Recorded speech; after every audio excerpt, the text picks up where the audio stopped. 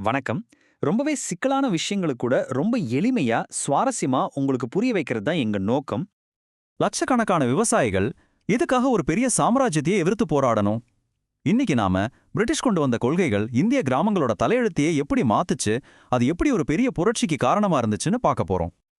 சரி, இந்த பெரிய மாற்றத்தை நாம முழுசா புரிஞ்சுக்கணும்னா முதல்ல பிரிட்டிஷ் கிழக்கிந்திய கம்பெனி வர்றதுக்கு முன்னாடி இந்தியாவோட பொருளாதாரம் எப்படி இருந்துச்சுன்னு நம்ம பார்க்கணும் இல்லையா?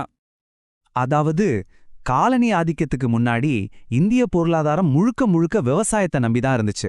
விவசாயம்தான் நம்ம பொருளாதாரத்தோட இதயமா செயல்பட்டுச்சு. பெரும்பாலான மக்களோட முக்கிய தொழிலும் அதுதான்.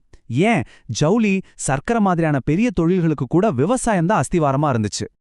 ஆனா பிரிட்டிஷ்காரங்க ஆட்சிக்கு வந்ததும் அவங்களோட ஒரே குறிக்கோள் இந்த விவசாய நிலங்கள்ல இருந்து எவ்வளவு முடியுமோ அவ்வளவு வருமானத்தை எடுக்கணுங்கிறது தான். அதுக்காகவே அவங்க புத்தம் புதிய ரொம்பவே கச்சிதமான நில வருவாய் கொள்கைகளை கொண்டு வந்தாங்க. இந்தியா முழுக்க அவங்க 3 முக்கியமான சிஸ்டம்ஸை அறிமுகப்படுத்தினாங்க. ஒவ்வொன்றும் பார்க்கறதுக்கு வேற வேற மாதிரி இருந்தாலும் அதோட நோக்கம் ஒன்னே ஒண்ணுதான்: நிலத்திலிருந்து பணத்தை சுரண்டுறது. இப்போ நீங்க பார்க்குற இந்த டேபிள் அந்த 3 சிஸ்டம்ஸையும் ரொம்ப தெளிவா பிரிச்சு காட்டுது. பாருங்க, அதை யாரு கொண்டு வந்தா, அதோட முக்கியமான அம்சம் என்ன, அப்புறம் ரொம்ப முக்கியமா வரியை யாரு கட்டணும் அப்படிங்கிற எல்லா விவரமும் இதுல இருக்கு. சரி, இதுல முதல்ல இருக்கிற நிரந்தர நிலவரி திட்டத்தை கொஞ்சம் விரிவா பார்ப்போம். பிரிட்டிஷ்காரங்களுக்கு இதனால நிறைய நன்மை கிடைச்சதா சொன்னாங்க. ஆனா விவசாயிகளோட வாழ்க்கையில அது ஏற்படுத்தின பாதிப்பு இருக்கே, அப்பா அது ஒரு இருண்ட பக்கம்.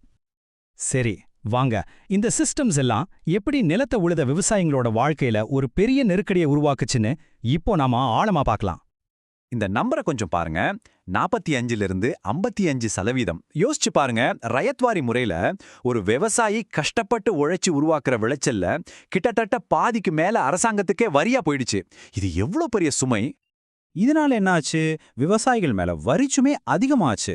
வரியை கட்ட முடியாம அவங்க வட்டிக்கு கடன் கொடுக்கறவங்கள தேடி போனாங்க.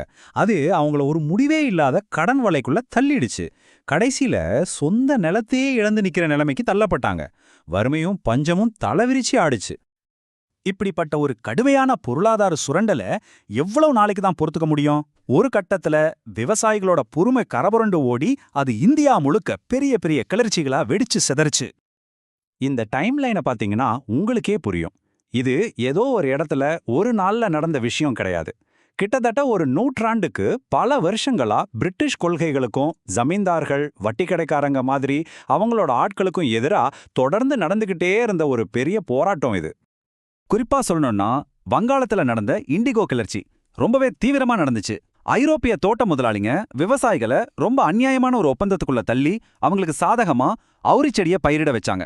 இந்த மேற்கோள்ல சொல்ற மாதிரி விவசாயி தன்னோட விளைச்சலை ரொம்ப மலிவான விலைக்கு விற்கவும் முதலாளிக்கு சாதகமான முன்பணத்தை ஏத்துக்கவும் கட்டாயப்படுத்தப்பட்டான். இந்த விவசாயிகளோட நிலைமை எந்த அளவுக்கு மோசமா இருந்துச்சுன்னா, தீனபந்து மித்ரா எழுதின நீல் தர்பன் அப்படிங்கிற ஒரு புகழ்பெற்ற நாடகமே உருவானதுக்கு காரணமா இருந்துச்சு. இந்த நாடகம் அவங்களோட துயரத்தை ஊருக்கே வெளிச்சம் போட்டு காட்டி இந்த போராட்டத்துக்கு தேசத்தோட கவனத்தையே ஈர்த்துச்சு. சரி, இவ்வளவு போராட்டங்கள், இவ்வளவு கொந்தளிப்புகள், இதோட நீண்ட கால விளைவு என்னவா இருந்துச்சு? கிளர்ச்சிகள்ல பெரும்பாலானவை ரொம்ப கடுமையா அடக்கப்பட்டாலும் சிலது சட்ட மாற்றங்களை கொண்டு வர காரணமா இருந்துச்சு. உதாரணத்துக்கு 1875ல தக்கான கலவரங்களுக்கு பிறகு கொண்டு வரப்பட்ட இந்த தக்கான விவசாயிகள் நிவாரண சட்டம் வட்டி கடைக்காரங்க கிட்ட இருந்து விவசாயிகளுக்கு இருந்த சில பெரிய பிரச்சனைகளை தீர்த்து வச்சது. ஆனா நாம புரிஞ்சிக்க வேண்டிய முக்கியமான விஷயம் என்னன்னா, இந்த கொள்கைகள் கிராமங்கள்ல இருந்த அதிகார கட்டமைப்பே தலைகீழா மாத்திடுச்சு.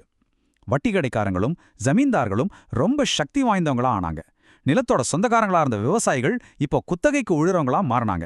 நம்மளோட பாரம்பரிய விவசாய பொருளாதாரமே சிதங்கி போச்சு. கடைசியில பிரிட்டிஷ் அரசாங்கம் இந்தியாவோட முக்கிய பொருளாதார வளமான நிலத்தை தன் கட்டுப்பாட்டுக்குள்ள கொண்டு வந்துடுச்சு. பிரிட்டிஷ்காரங்க கொண்டு வந்த சிஸ்டம் அவங்களுக்கு வருமானத்தை அள்ளி கொடுத்துச்சு, அதுல சந்தேகமே இல்லை. ஆனா அதுக்கு கொடுக்கப்பட்ட மனித விலை என்ன? இந்த கேள்வி அந்த காலகட்டத்தோட முக்கியமான முரண்பாட்டை நமக்கு காட்டுது. காலனி ஆதிக்க பொருளாதார கொள்கையோட உண்மையான விலை என்னவா இருந்துச்சுங்கிற ஒரு பெரிய கேள்வியோட உங்களை விட்டுட்டு போறோம்.